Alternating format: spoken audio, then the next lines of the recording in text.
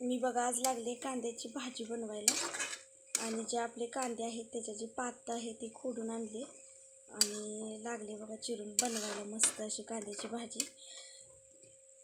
त्यामध्ये तेल, जिरं, लसूण आणि मिरची आणि मीठ असं घातलंय बघा आणि थोडंसं आता कूट घालणार आहे।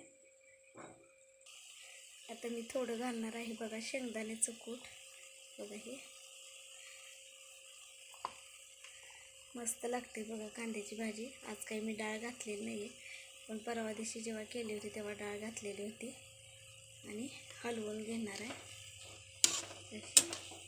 आणि एक 5 मिनिटं मी वाफवण्यासाठी ठेवणार आहे। अशा पद्धतीने बघा आपली कांद्याची भाजी मस्त अशी तयार होते। इकडे बघा जी भाजी आहे ती आपली वाफवण्यासाठी ठेवली आहे मी। ते 5 मिनिटांनी आपण बघूया। बघा जे मीठ आहे त्याचं पाणी सुटले आणि मस्त अशी आपली भाजी बघा शिजून तयार झाली।